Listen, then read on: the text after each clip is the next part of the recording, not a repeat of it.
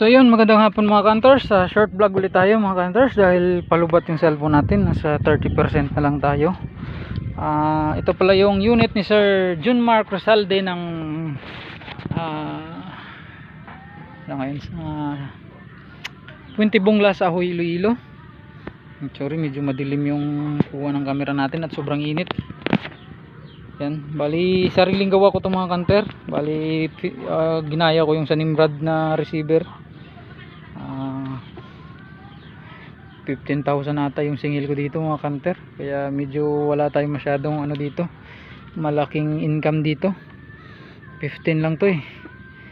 So ayun, kaya sa mga katropa dyan na may mga kulang pa ako, paintay-intay lang po at sobrang hirap ngayon at ganban. Yung income natin tamang tama lang po sa pang araw-araw natin at pang gatas ng anak natin. Kakalabas lang din namin sa ospital.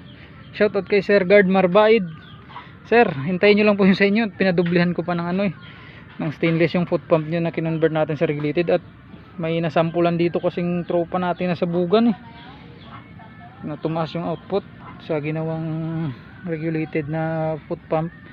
So ito yung muna lang iba-vlog ko kay Sir Dano Kasla, na pick up na rin. Hintay ko na lang yung resibo. Tsaka ito pala yung kay Sir Johan Guavis, si Auto pistol type, ginawa kong PCP na may 1000 output. Zero ko siya sa 30 meters lang yung, malayo naman yung range niya, kaso 30 meters ko lang siya na zero. Medyo hindi pa maganda yung tama niya, kaya balak ni Sir na palitan ng ano, ng barrel. Yes, yan yung unit niya, pistol type siya pero yung buttstock niya parang mahaba, pero nakadali na rin itong mga kanter. Yan yung putok natin. Testing ko, kasahay natin, saka testing natin. Yun, ito naman yung kay Sir John Mark. Ito naman yung unit niya, sariling gawa natin ito mga kanter. Medyo tabingi pa yung mga trigger kasi first time natin itong ginawa yung receiver na to. Ito medyo may kalakasan siya pumutok. 1.6 output. Yung kay ano pa, kay Jan, yung kay Sir Mureta receiver, absent pa kasi yung taga ano natin, may pinuntahan pa yung taga turno natin na tropa natin, kaya na-delay pa yung sa kanya. May pinasisimbol pa kung hammer dun eh, kaya na-delay kasi yung hammer natin. First time lang natin naggumawa ng pattern, kaya mahirap. Kung umorder kasi tayo medyo luging-lugi na, kaya gumawa lang tayo ng simpleng hammer. So short video tayo mga kanter.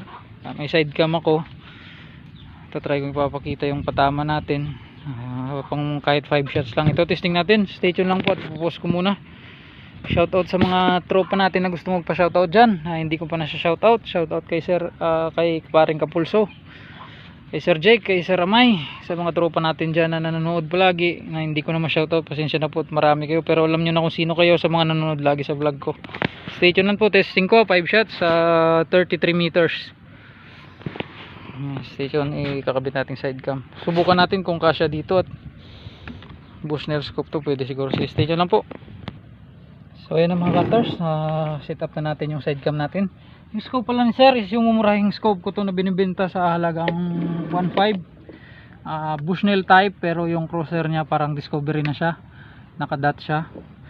So 3x9x40. At sa mga update pala mga cutter, sa mga nag-order sa akin na na-delay, katulad sa kay Sir Bukais, kay Sir Larry, ngayon nalipatan, limutan ko yung pangalan ni Sir Larry ata yon. Nag-order ng unit ng offset sa Manjo niya. Na-delay kasi yung mga order natin mga kanter, yung mga padala natin, dahil yung branch dito sa may Pututan, Iloilo, ayon sa tropa kong rider na nagdadala, expire daw yung ano, yung BIR nila.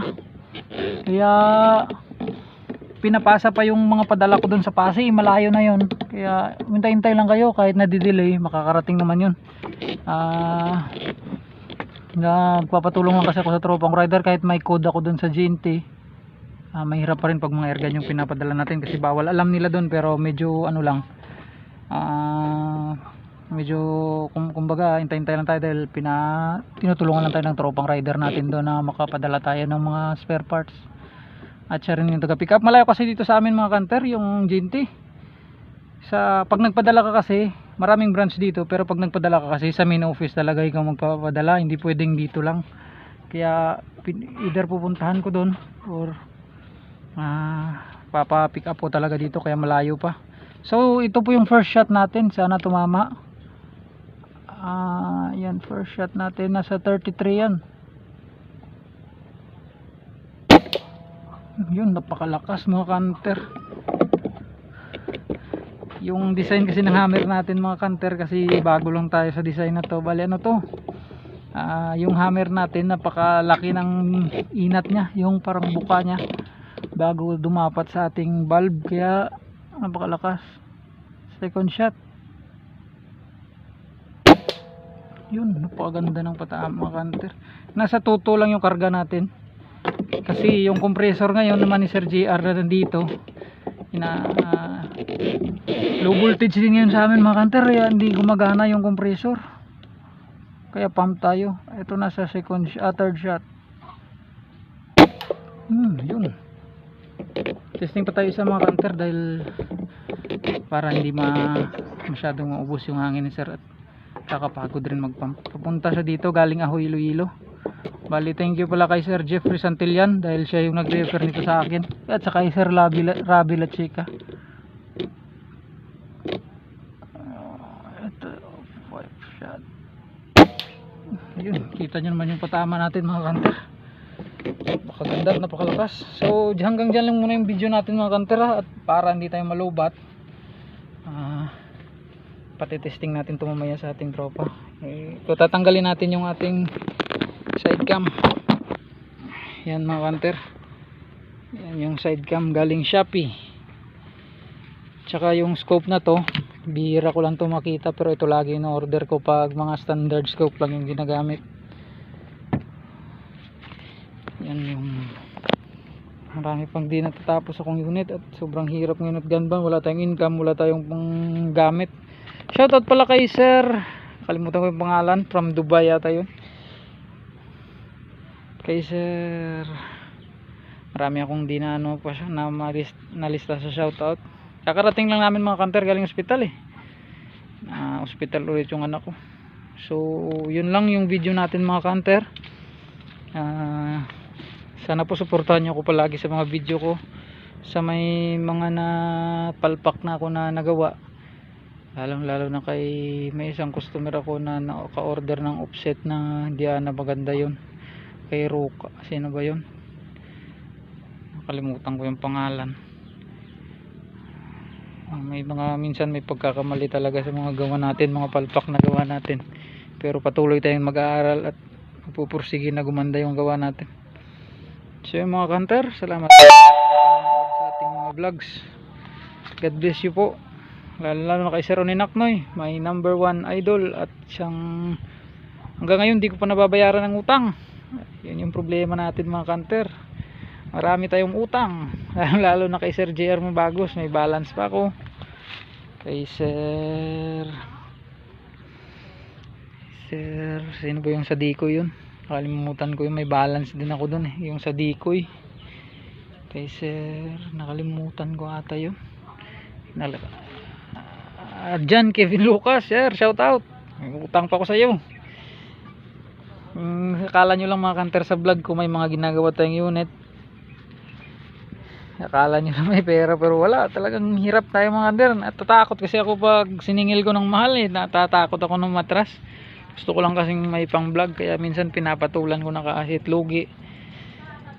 Kay Sir Rene Ray, Sir, surit di naman ako nakabayad ngayong linggo. Sabi ko sa kanya linggo, inadmit kanina yung anak ko Ay, hirap ng buhay. Shoutout din kay Sir Miko, kay Sir Miko ng Tapas Kapis. Balak mag-abono sa akin para sa compressor ko. Shoutout sa Sir, ingat palagi. Kay Sir Vic Moon, shoutout. Kay Kapulso, suportahan nyo yung channel pala ni Kapulso. Kay Sir Jigo Suganog na hindi pa rin tapos yung unit. Kay Cyril Pentes na may issue pa sa barrel. Marami pa kong pending mga kanter, kailangan lalo na kay Dano Kasla. Nagagalit na ngayon si Dano Kasla sobrang tagal na ng unit niya. Nahirapan kasi ako paghanap ng gagawing PCP na pamalit sa kanyang foot pump. Kaya yung isang unit ko na lang ginawa kay Sir Marco Herrera.